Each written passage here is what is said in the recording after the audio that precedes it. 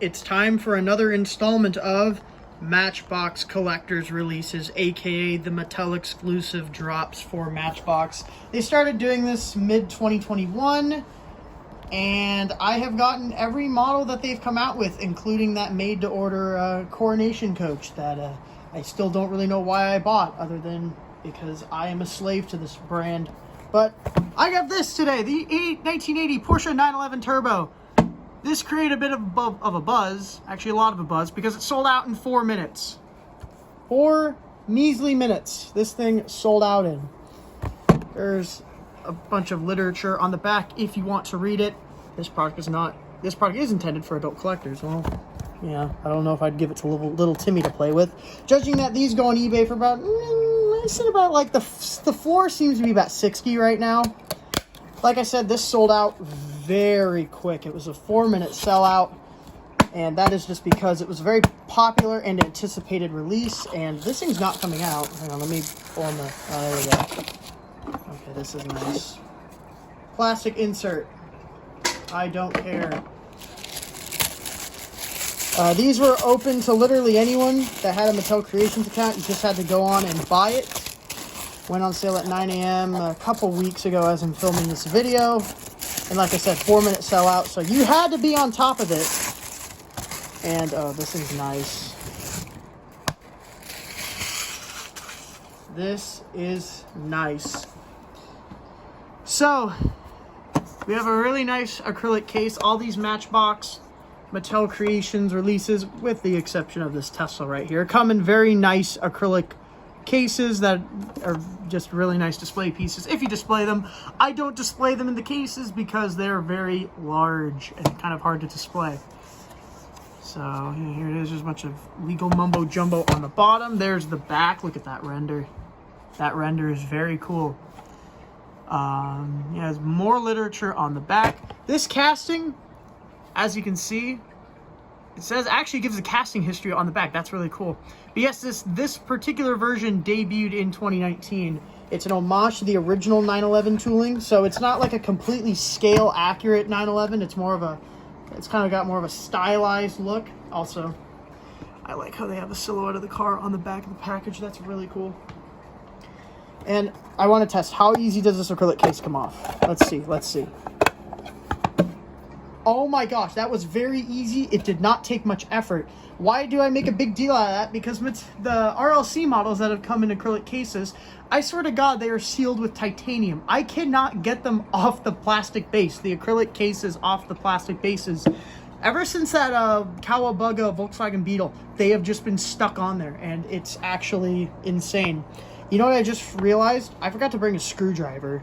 I forgot these are held together with oh wait, I have it. There's one right here.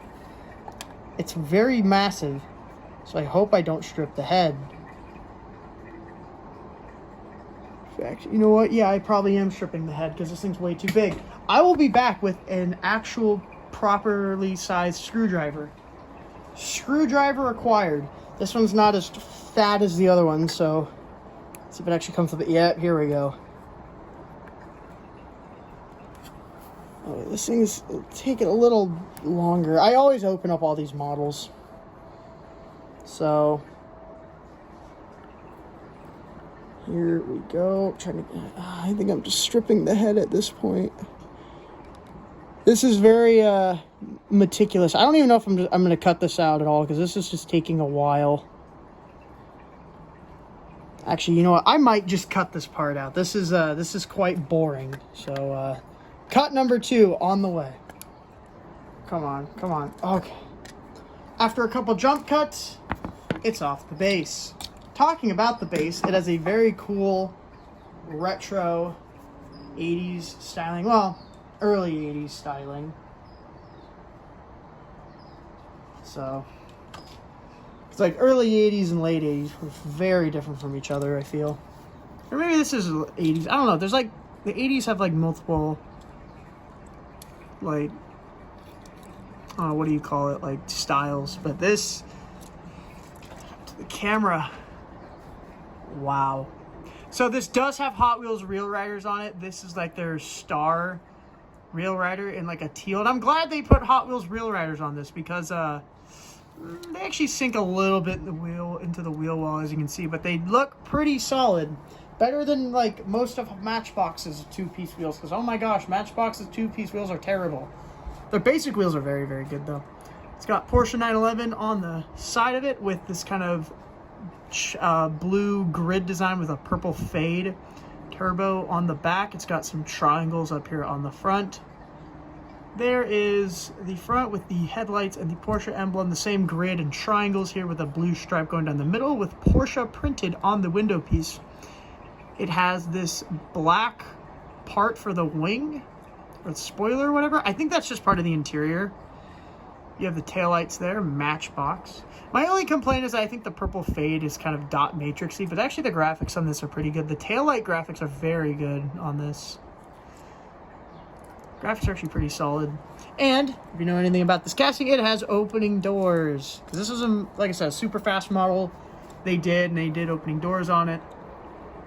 So it looks pretty good. Well, it was a super fast model in 2019. It was like a 50-year anniversary super fast release, and they redid their 911 and they brought it back here. Actually, the wheels actually think may be a little too small on this. I mean, they look pretty good, but like that back wheel, there's a lot of space in there. It's in a nice hot pink color. That looks pretty cool. It's like actually kind of more of a pale pink. Doors shut nicely on this though. Actually, this one's not really shutting that well. It's gonna bug me, but it's fine because it's gonna be displayed this way and it looks fine. So, as I've reiterated, this sold out really fast. Why? Probably because, well, one, there were no purchase limits. I know for RLC models, it's like one per account. Actually, recently now they've done one per order, so you can actually get one and then go back in and get another one. I know they did that for the Porsche, the 959 that went on sale. I don't even remember when. Was it last Tuesday when I'm filming this? I think it was last Tuesday when I'm filming this. I don't even really remember anymore. But this also just had a lot of demand. Like, these Matchbox models, some of these are really cool, but I don't think any of them have had the sort of buzz that this 911 had.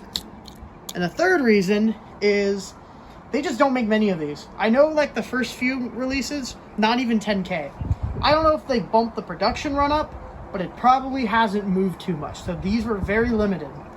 Compared to, like, a RLC sale, which RLC sale, the floor for those is 30K. And they produce a lot more for the unnumbered releases. There are a ton of those made. It's just about the demand and the hype. And yeah, but like I said, 4-minute sellout. That is actually mind-boggling. And I was afraid I wasn't going to get one of these when it came out on sale because I just knew it was going to be very popular. And I know the production numbers aren't that high. And thankfully, I did get one. So I don't know. What do you guys think about this? Do you like it? I like it. I think it's pretty cool. Is it worth paying like $35 including shipping and tax? I don't even want to think about you international people who have to like sell your entire liver just to pay shipping on these, but I like it. I think it's cool. Is it the best one made? Maybe. I don't know. This is a very, very nice model though. I'm happy to have it. Happy to get it. I just want to talk about it because it's like, should Mattel put more budget into these Matchbox models, perhaps? Because this Porsche has shown there's a market for these. People want these. Should they increase production numbers? Should they do more stuff? I really want to see a Ford Bronco from Matchbox. Come on. I want a Matchbox collector's Bronco. I love the Bronco. Anyway, I just think it's an interesting talking point because this thing, I think it shocked a lot of people for how fast it sold out. And I mean, it was quick, and I don't blame them. This thing is nice. The pink doesn't like translate that well like on camera because it looks more of like a, I don't know, like a fluorescent. It's more of like a pale pink in person. It's very pale. It's very interesting, but like it doesn't quite come across on camera. But this is just I think styling wise and deco wise and execution wise, this is great. Before this video gets too long, I'm just gonna wrap it up. Very cool. Surprised it sold out this fast. I like it. And that is that. I'll catch you guys in the next one. See ya.